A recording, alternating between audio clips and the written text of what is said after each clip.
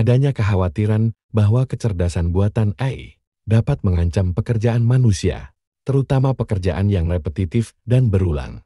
AI dapat mengotomatiskan tugas-tugas tersebut, yang dapat menyebabkan hilangnya pekerjaan dan mengganggu pasar kerja. Namun, AI juga dapat menciptakan peluang pekerjaan baru dan meningkatkan efisiensi, tergantung pada bagaimana kita menggunakannya. Simak video ini sampai habis. Kita akan mendapatkan informasi yang sangat berharga mengenai jenis pekerjaan yang tidak tergantikan oleh AI.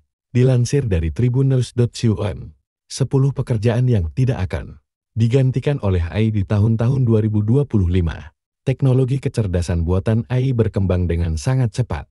Namun, ada pula pekerjaan yang tidak bisa atau setidaknya belum bisa digantikan oleh AI dalam waktu dekat.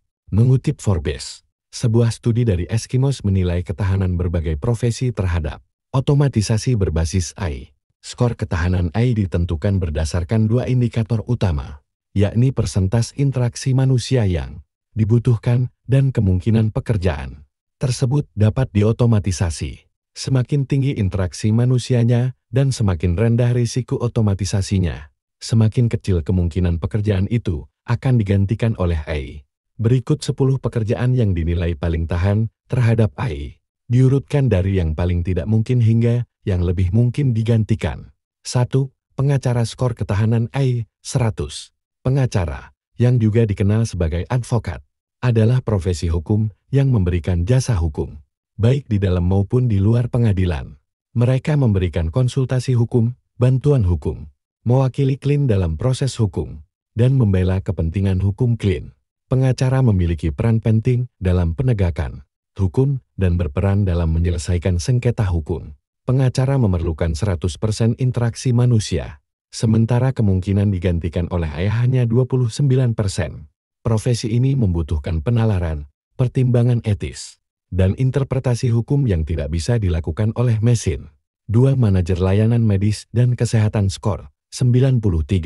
Manajer layanan medis dan kesehatan adalah seorang profesional yang bertanggung jawab, mengelola dan mengawasi berbagai aspek layanan kesehatan, termasuk layanan medis, perawatan pasien, dan operasi harian fasilitas kesehatan. Mereka memastikan bahwa layanan kesehatan berjalan dengan efisien, memenuhi standar kualitas, dan sesuai dengan peraturan yang berlaku. Meski AI dapat membantu diagnosis, lebih dari 89% pekerjaan ini memerlukan interaksi manusia. Risiko otomatisasinya hanya sekitar 26%. 3. Manajer sumber daya manusia. Skor 87. Manajer sumber daya manusia SDM adalah seorang manajer yang bertanggung jawab atas pengelolaan sumber daya manusia dalam sebuah organisasi atau perusahaan.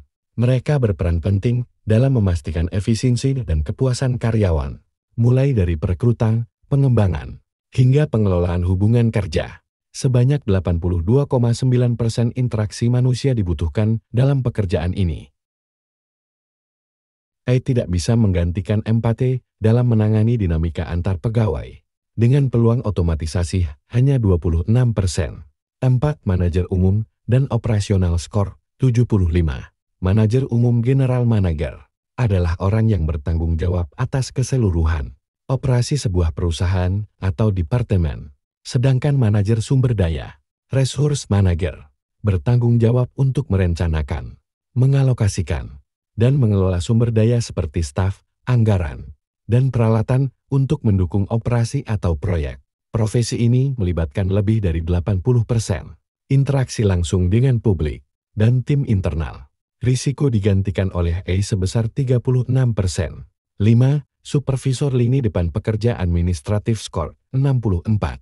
Supervisor lini depan pekerja administratif adalah seorang manajer yang mengawasi dan mengkoordinasikan pekerjaan staf administrasi atau pekerja dukungan kantor, memastikan kepatuhan terhadap standar kualitas, tenggat waktu, dan prosedur yang tepat. Mereka juga bertanggung jawab untuk memberikan bimbingan kepada karyawan, membantu menyelesaikan keluhan pelanggan, serta memastikan staf terlatih dan memahami kebijakan organisasi. Dengan 81,6% kebutuhan interaksi manusia, pekerjaan ini masih mengandalkan komunikasi interpersonal. Meski begitu, peluang otomatisasinya cukup tinggi, yakni 50%.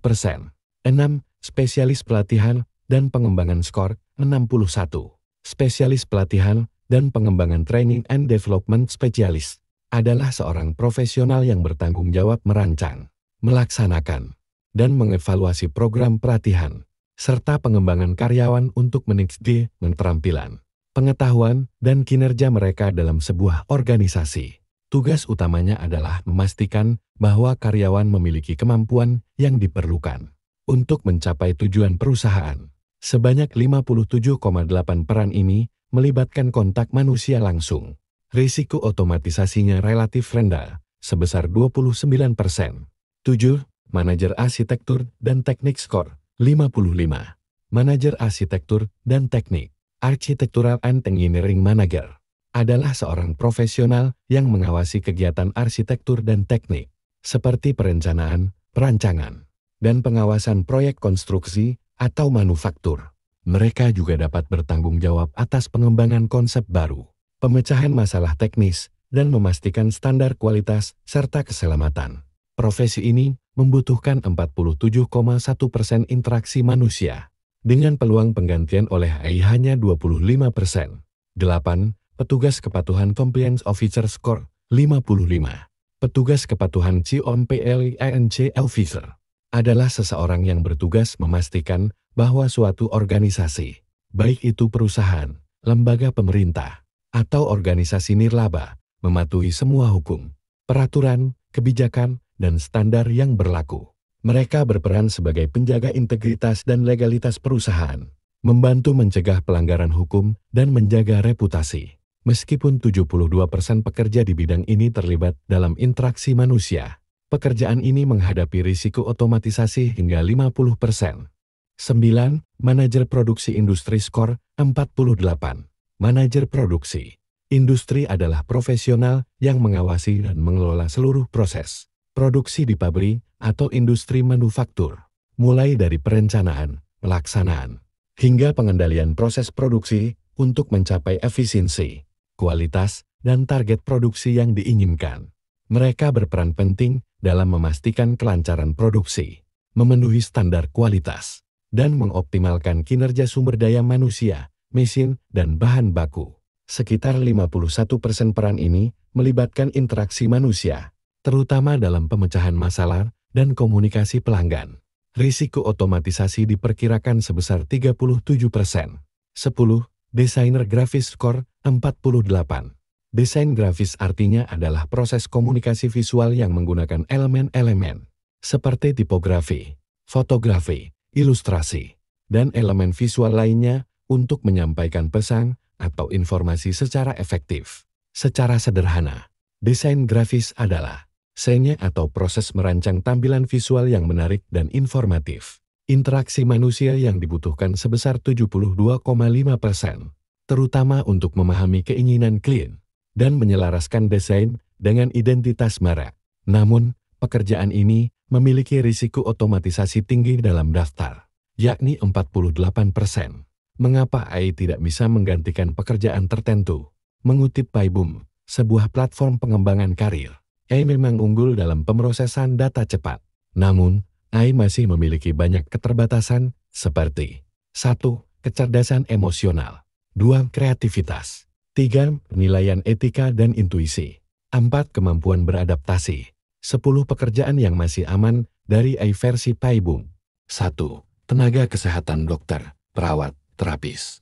Profesi ini memerlukan empati, keputusan cepat, dan komunikasi langsung dengan pasien. 2. Guru dan pendidik.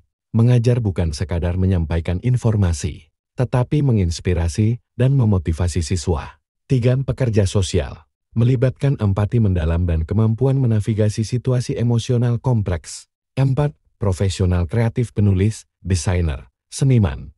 Kreativitas dan orisinalitas manusia tidak bisa digantikan oleh mesin. 5. Psikolog dan konselor. Pendekatan personal dan rasa empati sangat penting dalam layanan kesehatan mental. 6. Manajer sumber daya manusia.